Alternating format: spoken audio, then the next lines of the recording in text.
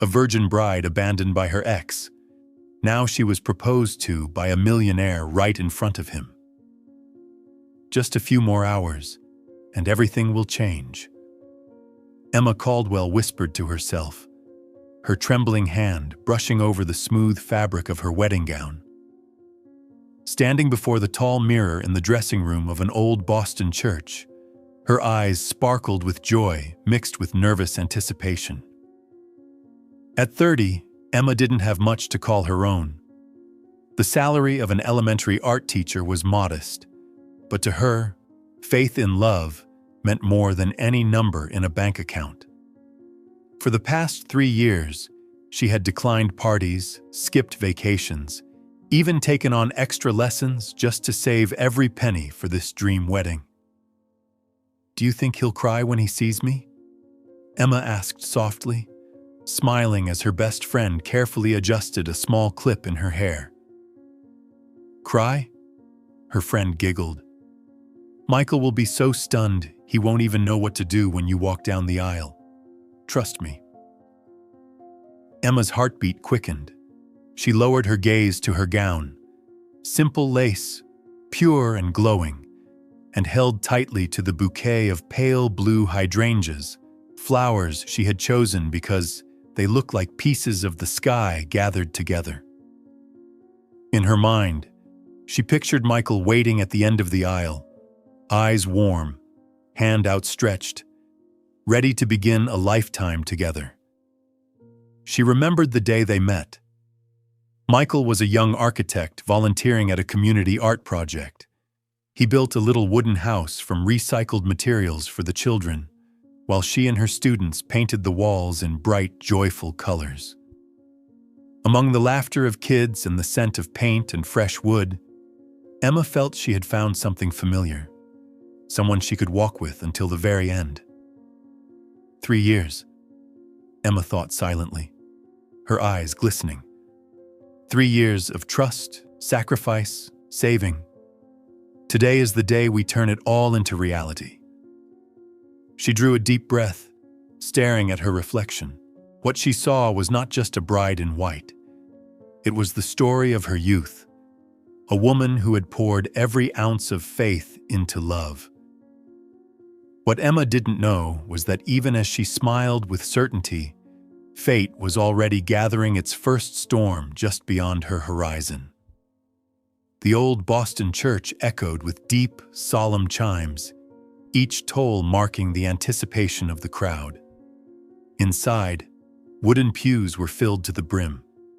Guests murmured softly, their eyes drifting toward the altar where the bride was expected to appear. In a small room at the back, Emma still smiled, her heart fluttering in rhythm with the music soon to play.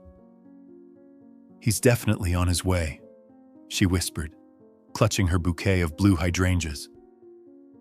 Time slipped by, 5 minutes, then 10, but she felt no fear.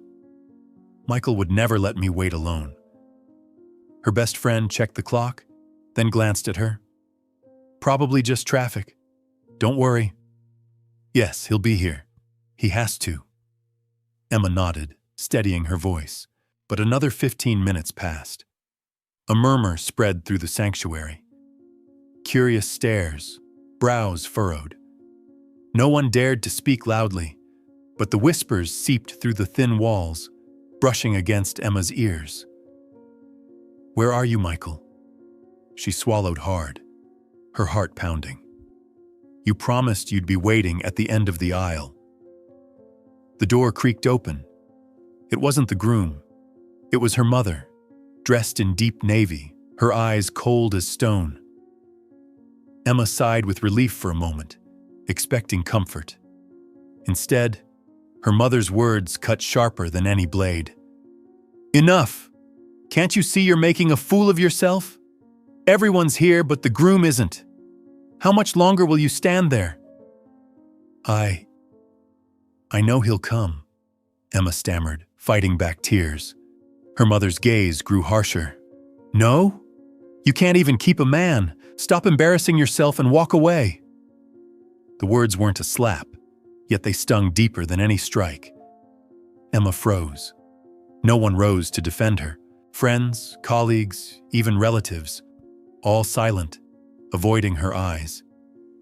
She straightened her back, her chest aching, but pride refused to let her collapse.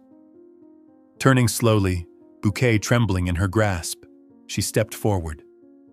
Each footfall on the cold stone floor weighed like 100 pounds.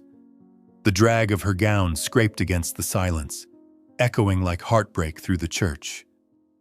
No one called her name. No hands reached out. Faces turned away as if she were a stranger.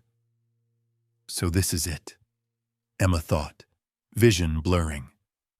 The day I believed would open heaven has become a prison of shame. When the heavy wooden doors swung open, blinding daylight flooded in.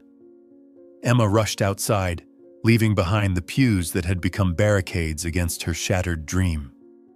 Emma's hurried footsteps echoed against the stone pavement. The sound of her wedding shoes striking the cold ground felt like hammers against a fractured heart. Each breath grew heavier, her chest tightening, but she didn't stop. She knew only one thing. She had to escape. From the pitying eyes, from her mother's cutting words, from the place where her dreams were shattered. Where do I go? She asked herself in panic. Home. No. There's nothing there but judgment. To a friend's? I can't let anyone see me like this. Cars rushed past. Pedestrians hurried along. No one spared a glance at the woman in a stained wedding gown, mascara streaking down her cheeks, as though she were nothing but a shadow swallowed by the city's relentless pace.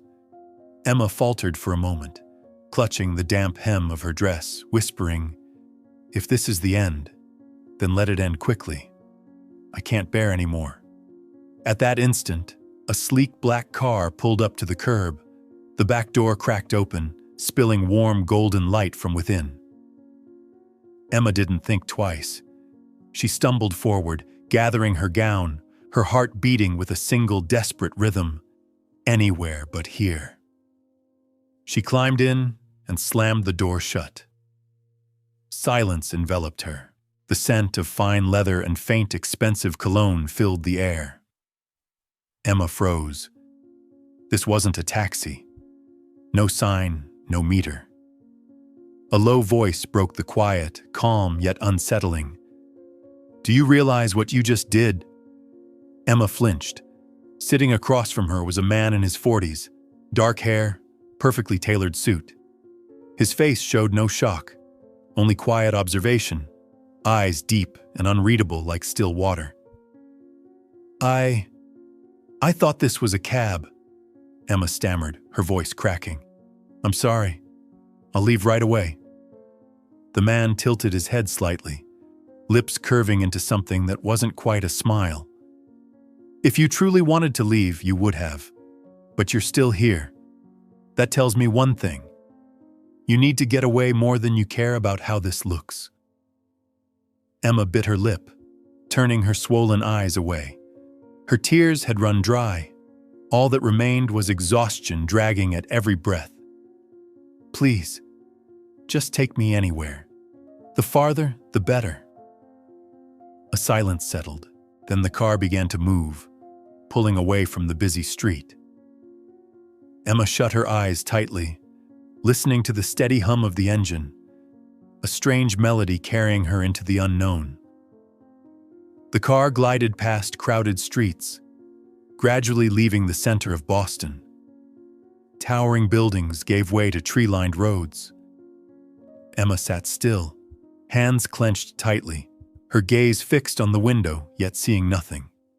In her mind echoed only fragments: the drag of her gown, her mother's cold voice, the whispers inside the church. The man across from her remained silent. His occasional glance was steady, free of judgment. It unsettled her, yet in some inexplicable way, it made her feel safe. Who is he? Why am I here? What if he's dangerous? Her heart demanded, but her body was too drained to move. At last, she whispered, her voice hoarse. "You can drop me anywhere. I don't want to be a burden." The man shook his head slightly. "In this state, do you really think you can manage out there? A wet gown, swollen eyes, trembling hands.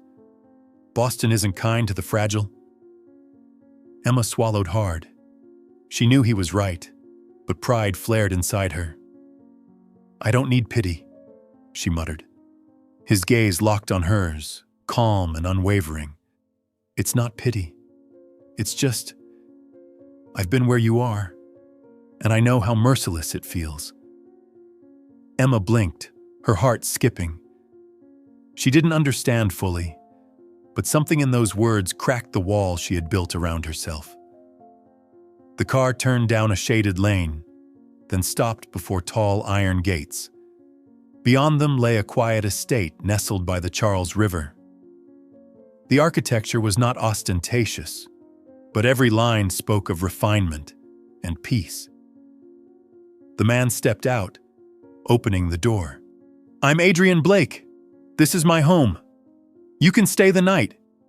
If you want to leave tomorrow, I'll take you." Emma froze, fingers gripping her gown. Her instincts screamed caution, yet her body was exhausted, her eyes heavy, her heart hollow. She had no strength left to resist. "Just one night," she murmured. Adrian nodded and led her inside. The house glowed warmly with soft light. Clean, orderly, yet not sterile. More like a place built to heal than to impress. An older woman appeared from the hallway, her silver hair neatly tied, her eyes kind. She smiled gently at Emma, then glanced at Adrian. "Another lost soul?" Adrian simply nodded. Emma didn't grasp the meaning, but in the woman's smile, she found no judgment, only acceptance. "I'm Miriam," the woman said warmly. "Your room is upstairs, to the left. There's hot water, fresh robes, and clean sheets. Rest, my dear." Emma nodded, overwhelmed. No one asked who she was or why she had walked in wearing a wedding gown. That silence nearly broke her. When the door to her room closed, Emma collapsed onto the floor, slipped off her shoes, tore the veil from her hair, and for the first time that day, she cried like a child. Not for Michael, not for her mother, but for herself. Emma woke in a haze. She couldn't remember when she had stopped crying, only that the floor beneath her was still cold against her skin, and her crumpled wedding gown clung to her like a weight. Last night, she had collapsed, letting the tears flow until sleep finally claimed her. Morning light slipped through the curtains, gentle as a hand soothing her. On the chair by the window lay a soft gray sweater and a small note written in neat script. "Dear, put this on. Here, no one needs to wear armor." Signed, Miriam. Emma held the sweater to her chest, her throat tightening. For the first time in years, someone asked nothing of her, demanded no perfection, only offered unconditional kindness. She changed and went downstairs. The air carried the scent of brewed coffee and toasted bread. At the long dining table, Adrian Blake sat upright, one hand holding a newspaper, the other tapping lightly against his cup. When he saw Emma, he looked up, gave a small nod. "Did you sleep?" Emma hesitated, then whispered, "I don't remember how I fell asleep, but for the first time in weeks, I didn't dream about the wedding." Adrian folded his paper, gesturing for her to sit. In front of her was already a plate. Toast, a boiled egg, a touch of butter. No probing questions, no pity, just quiet preparation. They ate in silence, but it wasn't the heavy kind. It was a respectful quiet, where no one was forced to speak before they were ready. Emma glanced at Adrian. For the first time, she didn't see the wealthy stranger. Instead, she saw a man whose eyes carried an old sorrow, deep and unspoken. She asked softly, voice trembling, You said you'd been where I am. What happened to you?" Adrian was silent for a long time. His gaze drifted to the window, where sunlight flickered on the river. At last, his voice came, low and steady. "I was supposed to be married. She was the only one I ever thought I could give everything up for. But she never made it to the altar." Emma held her breath. He paused, then added, "Car accident, the morning of the wedding." Just a few words, yet they carried the weight of years shattered. Emma had no reply. She simply lowered her head, and in that moment, nothing more needed to be said. Amid the glow of coffee and morning light, between two strangers at opposite ends of a table, a quiet understanding reached them both. The days that followed moved slowly, so unlike the hurried pace Emma once knew. Each morning, sunlight spilled softly through her window, painting warm tones on the walls. No phone ringing, no questions pressing in. Only the rustle of wind through trees and the chatter of birds in the garden. Every day, Miriam left a small token outside Emma's door. A pair of soft slippers, a blank notebook, or a folded note written in her gentle script. "It's a beautiful day. Take a walk in the garden." Or, "There are a few art books in the library. You might enjoy them." At first, Emma only held the notes, staring at them for a long while. But one afternoon, she decided to step into the garden. The stone path was mossy, dry leaves crunching under her feet, lavender drifting faintly on the breeze. She inhaled deeply, and for the first time in weeks, she felt like she was truly breathing. "Maybe I am still alive. Maybe I can still feel this world," Emma thought, tilting her gaze toward the wide blue sky. From a distance, she sometimes caught sight of Adrian standing on the terrace, gazing silently at the river. He never approached, never forced conversation.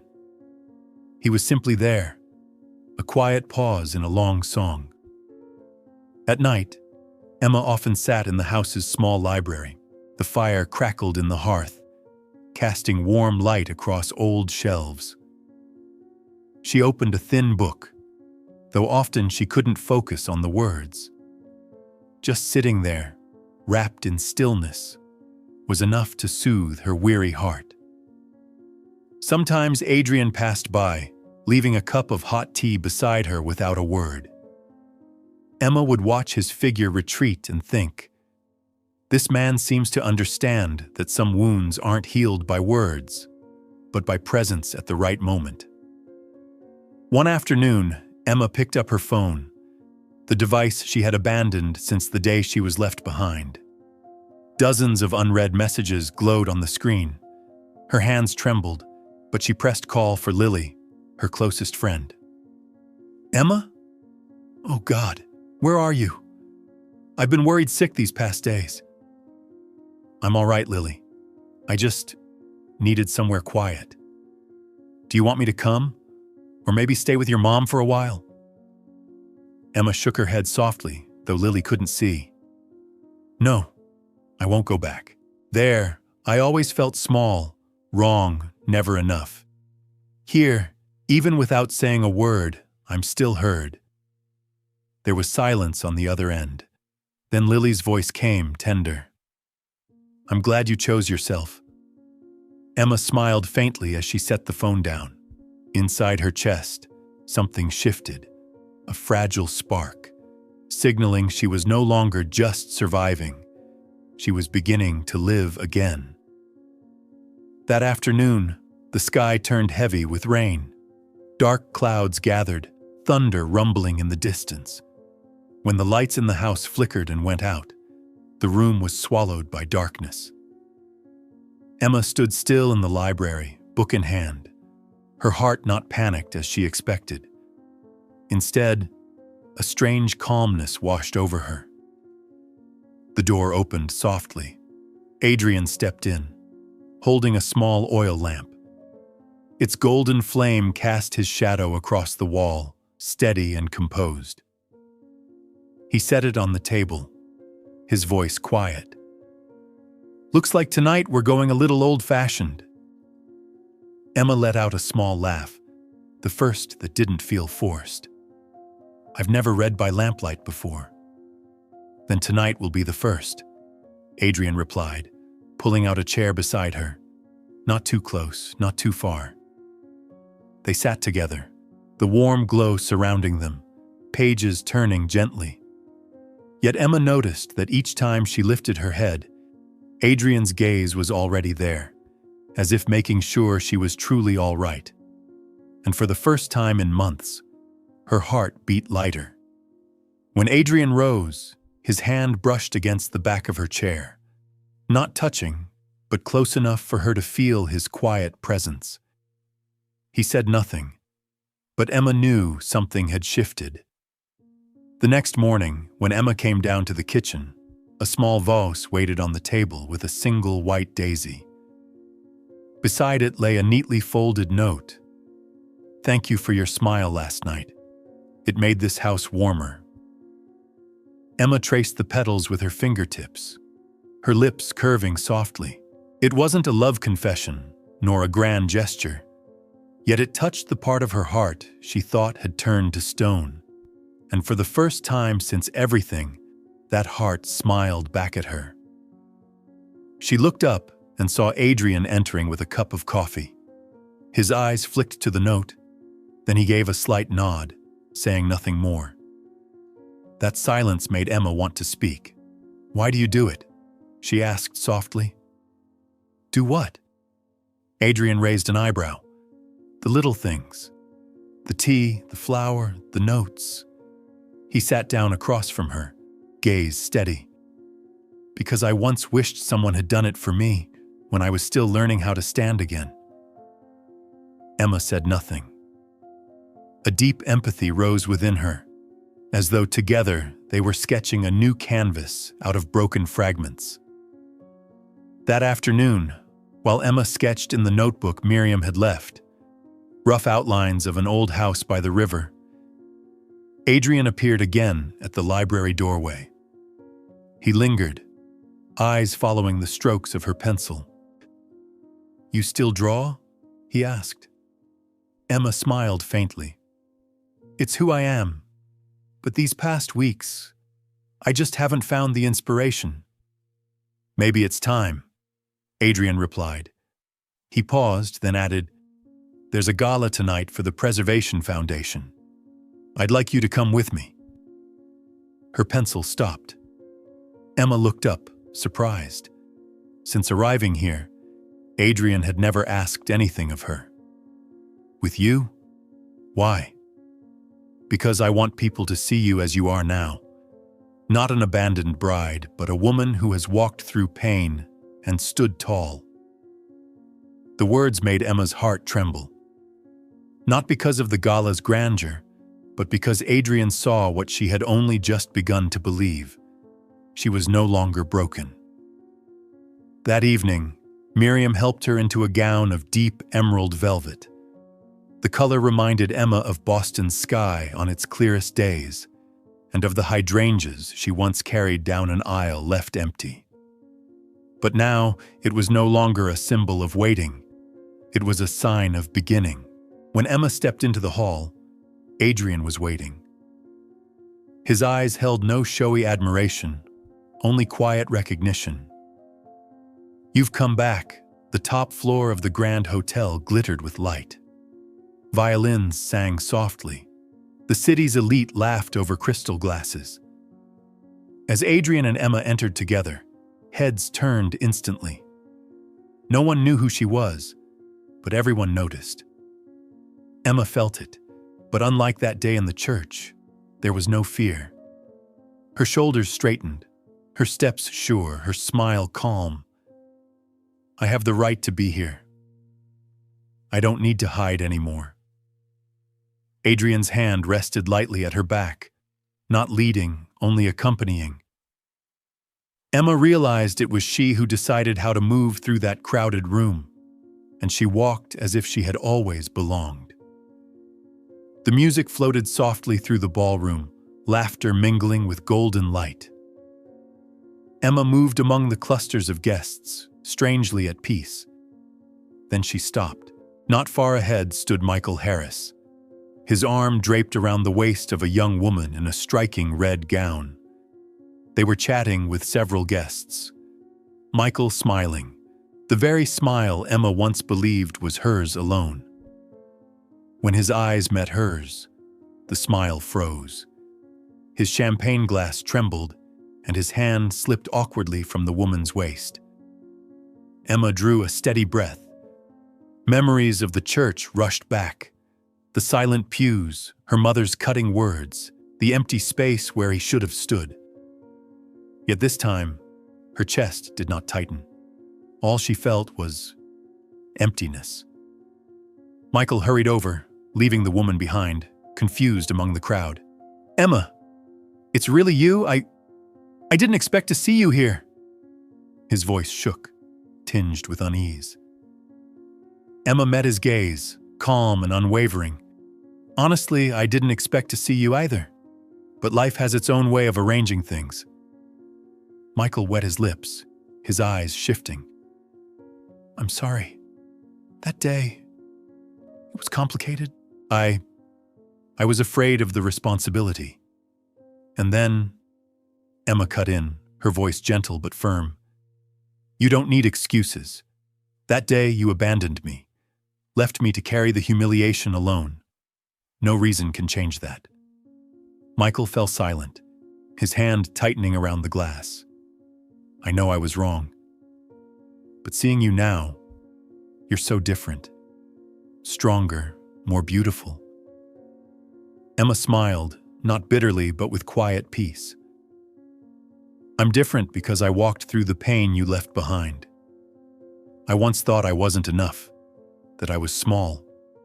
But here, I've realized I was never lacking. You simply never saw me." Adrian stepped up beside her.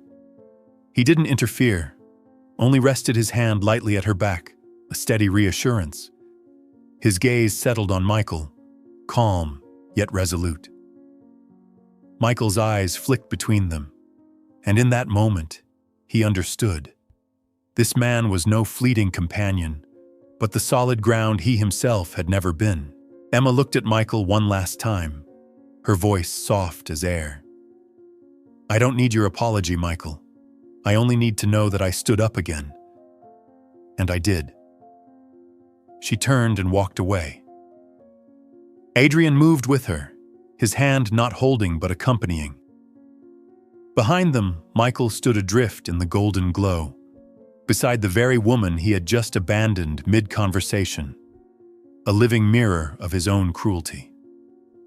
Emma had just turned from Michael when the violins in the hall softened. The lights dimmed, focusing on the small stage where Adrian was stepping up. Conversations hushed, all eyes following the man known for his reserve, now standing at the center. Emma's breath caught. She started to move, but Adrian gave her a glance that said, "Let me do this." He took the microphone, his voice steady and low. "I've never been good with speeches, but some things, if left unsaid, remain words we never had the chance to mean." The room fell silent. Adrian paused, his eyes searching for Emma. "Years ago, I too stood in a church, waiting for the woman I loved. But she never came. An accident took her away. From that day, I believed my heart would remain in ruins, never belonging to anyone again." Emma froze, her chest tightening. Murmurs rippled briefly, then faded as Adrian continued. "I lived with that emptiness for years, until one afternoon, a woman in a wedding gown stepped into my car by mistake.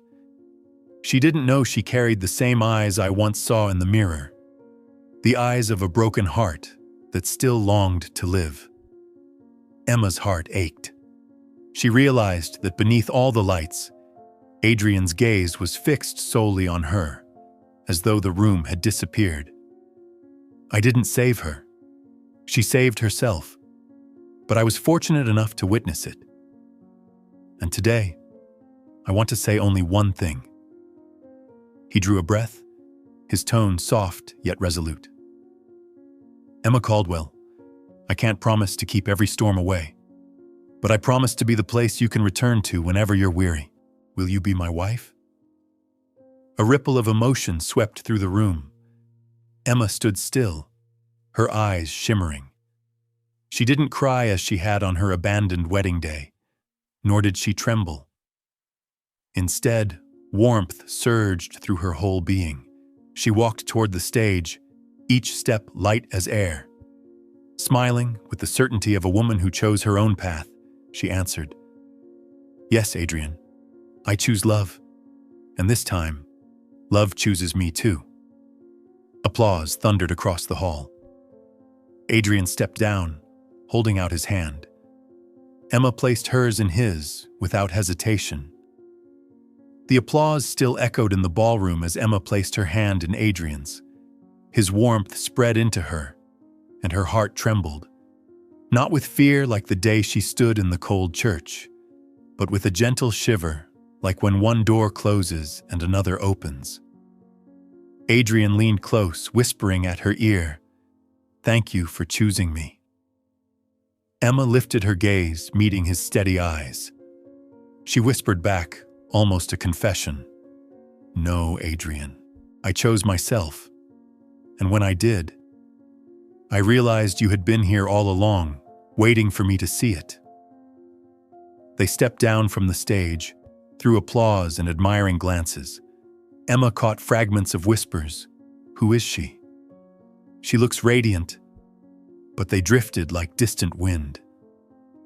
Inside her, there was only calm and certainty. At the wide glass window, Boston stretched below them like a second sky. Emma rested her forehead against the cool glass, murmuring as if to herself, "I used to think love was a perfect wedding, a white dress, vows spoken. But tonight I understand. Love is simply finding a place to return to, and someone who stays when you fall." Adrian said nothing, only tightened his hand around hers. Emma turned, her eyes glistening but her lips curved in a smile. "I used to be so angry with Michael, even with myself. But now I don't feel anger. I feel free. And you'll never have to go back to those chains again," Adrian replied, his voice firm yet gentle as air. Emma laid her head on his shoulder, closing her eyes. The painful memories, her mother's cold words, the sound of her gown dragging on stone, the empty altar, blurred into the distance. She whispered, just for herself, "Thank you for not giving up on me." In the days after the gala, life didn't suddenly become a string of miracles. There were still mornings Emma woke from fleeting nightmares, still afternoons when her chest tightened, seeing couples walking hand in hand. But unlike before, she no longer feared those moments of weakness. Because every time she looked up, Adrian was there, not to erase the pain, but to remind her it did not define her. One morning, as Emma stood in her classroom, watching the children scribble away at their drawings, a boy looked up and asked, "Miss Caldwell, why do you like teaching art?" Emma smiled, her eyes alight with new conviction. "Because every drawing is a beginning. Even if you make mistakes or start over, there's always a way to turn it into something beautiful. Just like life." The answer wasn't just for the boy, it was for herself too. Adrian, standing quietly at the back of the room that day, heard her and smiled. A smile meant only for her. In the evenings, they sat together beneath the old maple by the Charles River. Miriam would bring 2 cups of tea, set them down on the little wooden table, and leave them their sky. Emma watched the sunset spilling over the water and whispered, "Maybe I lost a wedding day, but I found a whole life." Adrian leaned closer, his voice low and steady. "And we'll paint the rest together." Emma smiled, serene and radiant. For the first time in her life, she felt truly chosen. Not because someone needed her to fill an absence, but because she was worthy of love. And in that sunset glow, with the river breeze brushing her face, Emma knew. Sometimes, what feels like an ending is truly the most beautiful beginning.